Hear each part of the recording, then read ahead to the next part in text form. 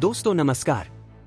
मैं हूं आपका अपना और आज हम बात करेंगे उस पूरे खेल की जिसने दुनिया की ट्रेड पॉलिसी, भू राजनीति और देशों के रिश्तों की दिशा ही बदलकर रख दी है।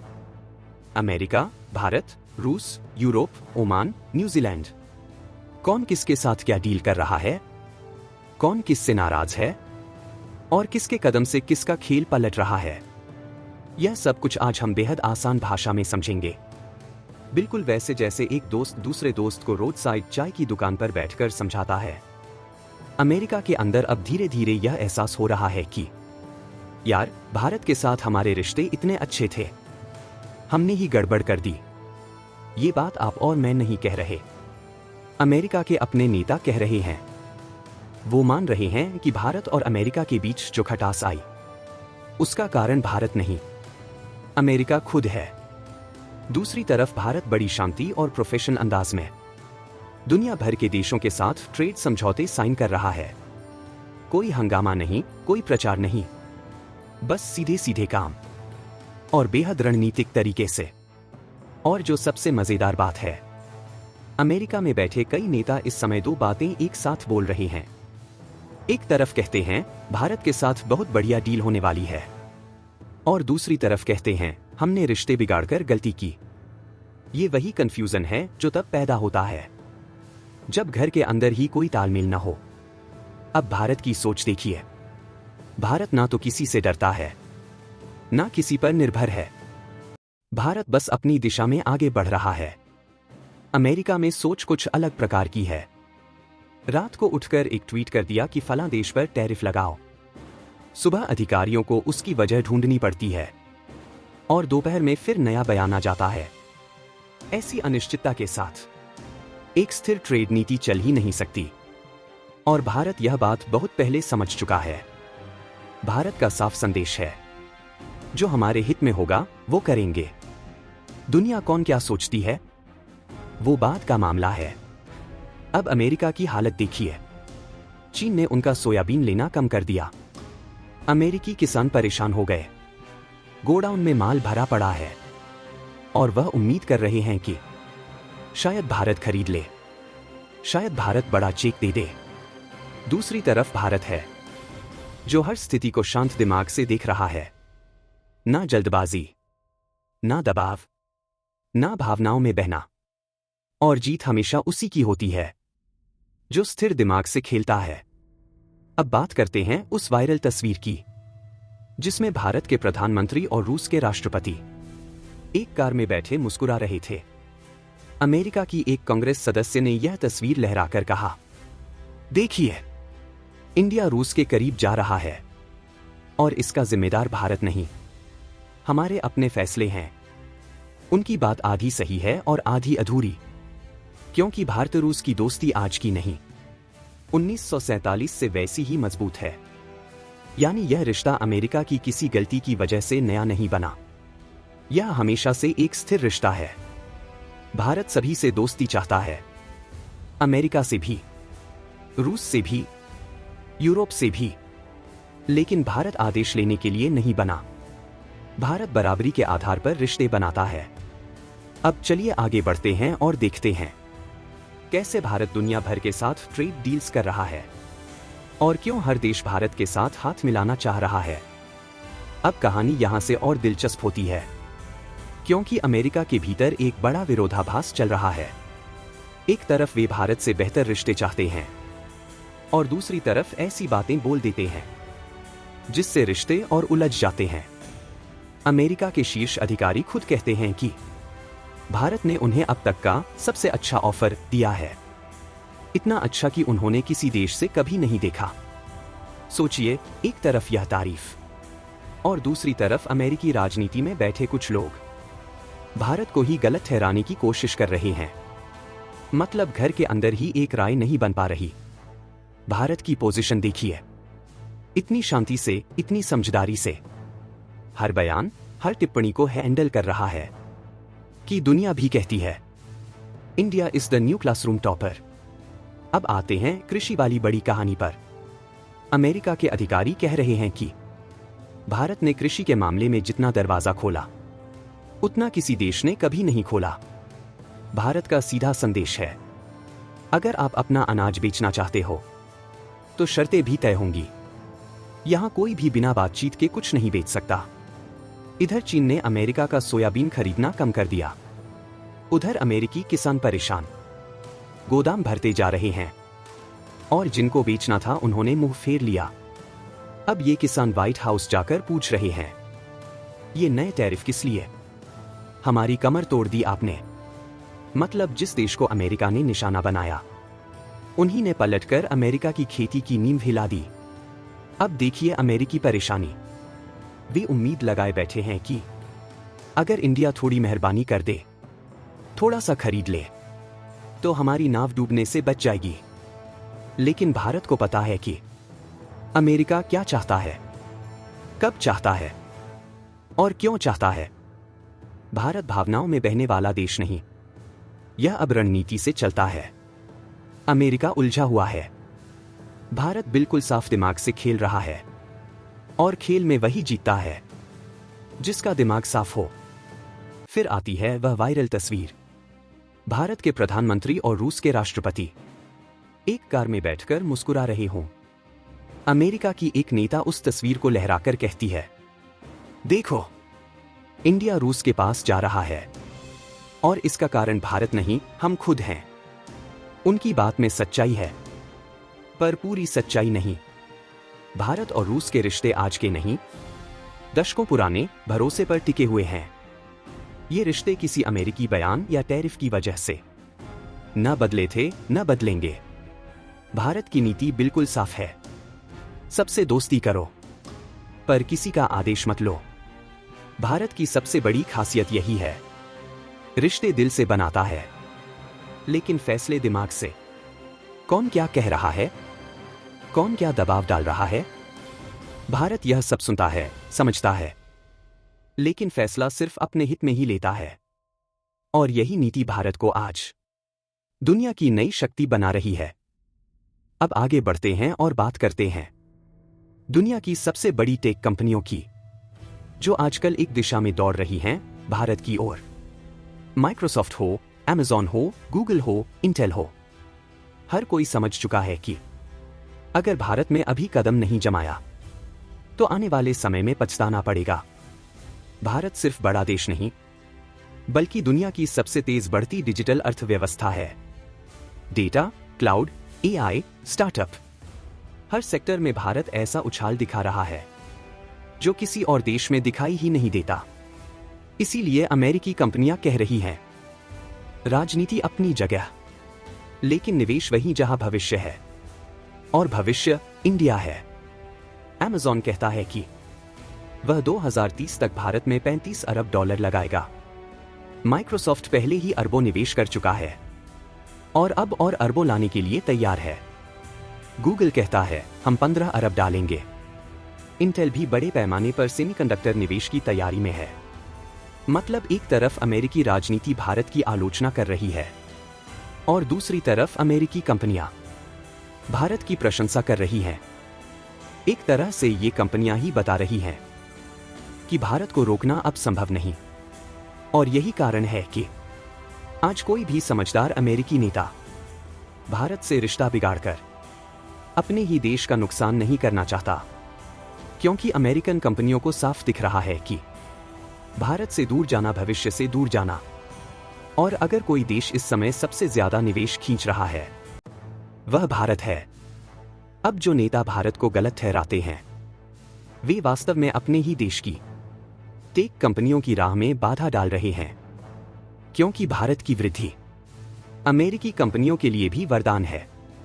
अब आते हैं उस फैसले पर जिसने अमेरिका के अंदर तूफान खड़ा कर दिया, यानी ट्रंप का गोल्ड कार्ड प्लान।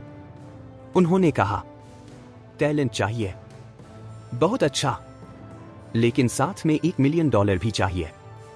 मतलब सिटीजनशिप नहीं, एक तरह से पैसों में प्रवेश बेचने का तरीका। पहले कहते हैं हर साल $1 लाख दो, फिर बयान बदल कर कहते हैं नहीं, एक बार में ही $10 लाख दे दो। अरे भाई, ये पॉलिसी है या अचानक आया बिजनेस आइडिया? दुनिया की इमिग्रेशन नीतियां कानून, नियम और पारदर्शिता पर चलती हैं। लेकिन यह तो एक दिन में 3 बार बदल रही है। इससे भी ज्यादा महत्वपूर्ण बात यह है कि ट्रंप केवल टैलेंट की बात नहीं कर रहे, वह खुलकर एक और बात भी कह देते हैं। उन्हें कौन से देशों के लोग चाहिए? वह बोले, नॉर्वे, स्वीडन, ऐसे देशों से लोग क्यों नहीं आते? हमेशा गरीब देशों, सोमालिया जैसे देशों से ही लोग क्यों आते हैं?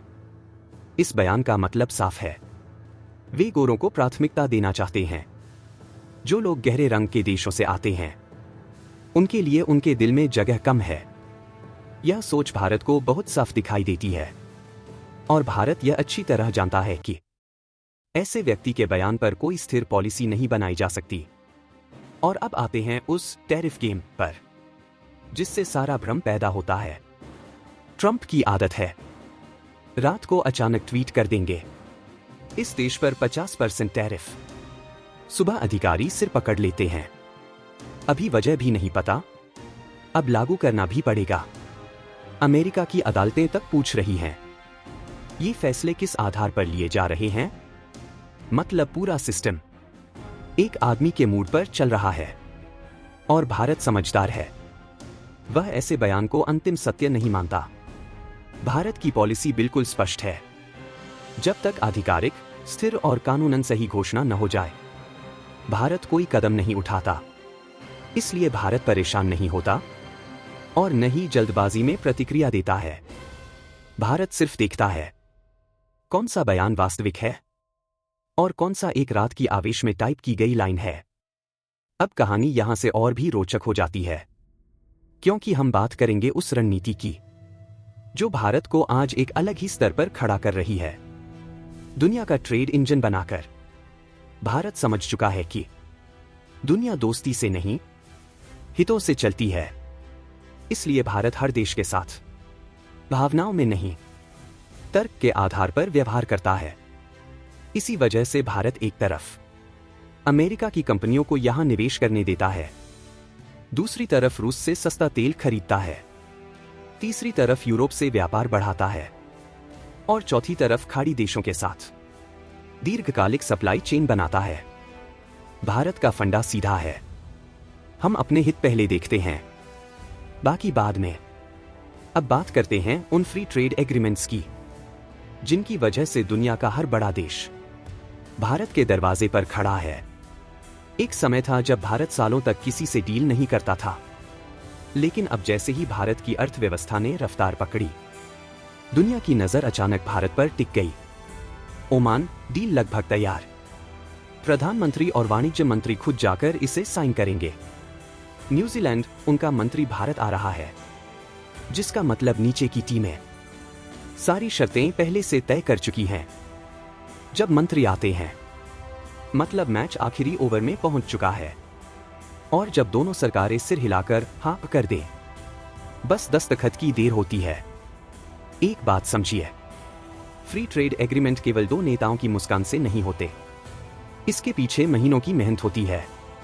नीचे के स्तर की टीमें लाइन द लाइन हर शर्त बनाती हैं, कौन सी चीज खुलेगी, किस पर टैक्स कम होगा, किस चीज को छूट मिलेगी। और जब सब तय हो जाए, मंत्री आते हैं और फिर प्रधानमंत्री या राष्ट्रपति उस पर हस्ताक्षर करते हैं। इसलिए जब कोई मंत्री भारत आता है, मतलब खेल 95% पूरा हो चुका होता है। अब आते हैं उस बड़े भ्रम पर, जिस पर दुनिया बार बार चर्चा करती है, भारत रूस से तेल क्यों खरीदता है? भारत का जवाब हमेशा सरल और व्यावहारिक रहा है, क्योंकि यह भारत के नागरिकों के हित में है, क्योंकि हमारे देश को ऊर्जा चाहिए, क्योंकि रूस हमें अच्छा दाम देता है, और क्योंकि आप भी रूस से गैस खरीदते हो। यूरोप इस पर बोल भी नहीं पाता, क्योंकि सच्चाई यही है, अगर रूस गैस बंद कर दे तो आधा यूरोप ठंड में जम जाएगा। मतलब दुनिया जो खुद करती है, वही काम भारत करे तो उन्हें परेशानी होती है। लेकिन भारत अब उपदेश नहीं सुनता, सीधा अपना हित देखता है। अब बात करते हैं कार्बन टैक्स के खेल पर। यूरोप कहता है, हम पर्यावरण की रक्षा कर रहे हैं, इसलिए स्टील और सीमेंट पर भारी टैक्स लगाएंगे। भारत हंसकर कहता है, ये पर्यावरण बचाना नहीं, यह व्यापारिक दीवार खड़ी करना है। यूरोप दशकों तक दुनिया को प्रदूषण करवाता रहा। अब जब उनकी फैक्ट्रियां बूढ़ी हो गईं, वे चाहते हैं कि बाकी देश धीमे चलें। लेकिन भारत धीरे नहीं चलेगा। भारत साफ कहता है, यह टैक्स हमें रोकने की चाल है। यूरोप थोड़ा नरम पड़ जाता है और कहता है, ठीक है, बातचीत करेंगे। क्योंकि उन्हें पता है, भारत को नाराज करना उनके उद्योगों के लिए किसी भी हाल में अच्छा नहीं। अब वापस आते हैं अमेरिका और ट्रंप की राजनीति पर। कई लोग भारत पर टैरिफ लगाने की बात करते हैं, लेकिन यह बात भूल जाते हैं कि भारत को टैरिफ से कम नुकसान होगा और अमेरिका को ज्यादा। क्यों? क्योंकि भारत के पास विकल्प हैं। यूरोप, खाड़ी, एशिया, अफ्रीका, हर जगह बाजार तैयार।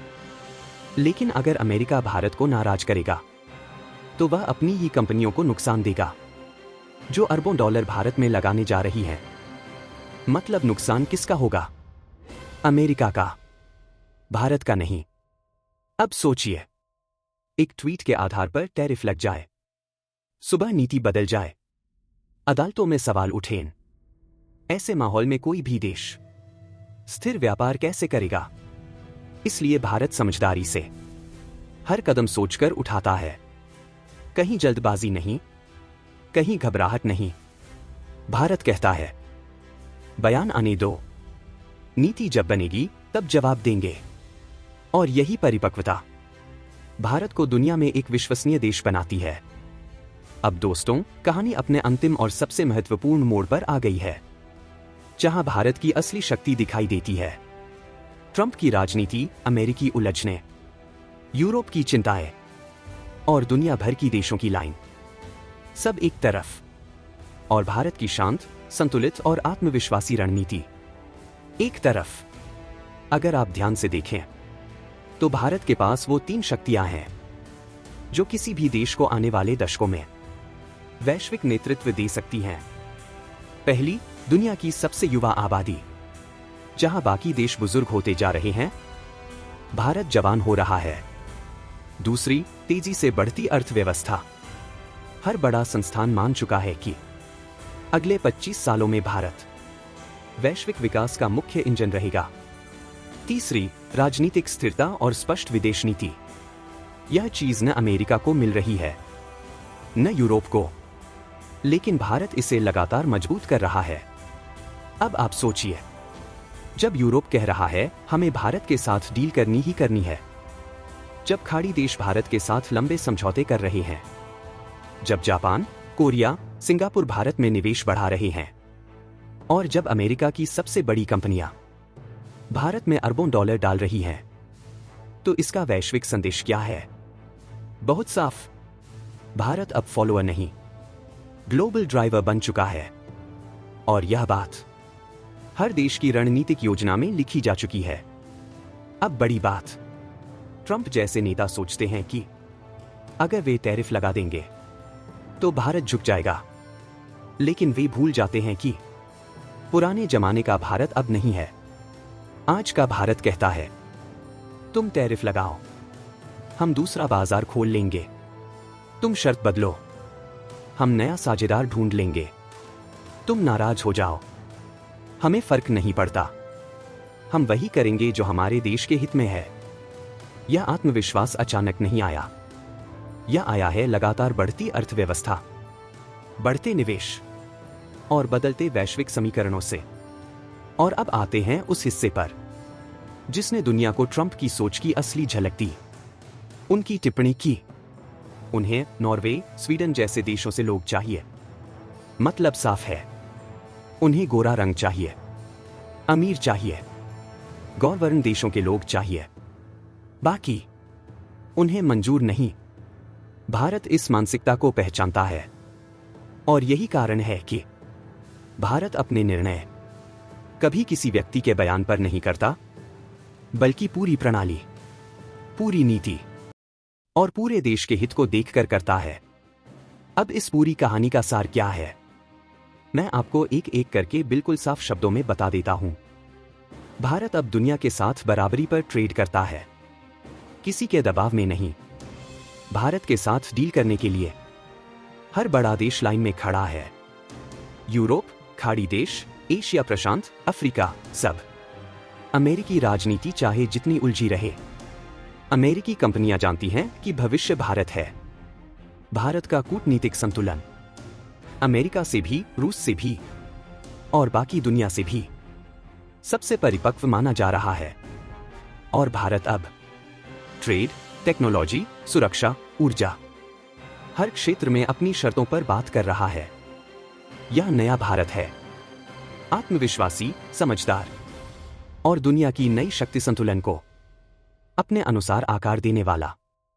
दोस्तों, अगर आपको यह विश्लेषण अच्छा लगा तो इसे लाइक करें, चैनल को सब्सक्राइब करें और कमेंट में अपने विचार जरूर लिखें। हम मिलेंगे अगले वीडियो में। तब तक के लिए जय हिंद, वंदे मातरम, भारत माता की जय।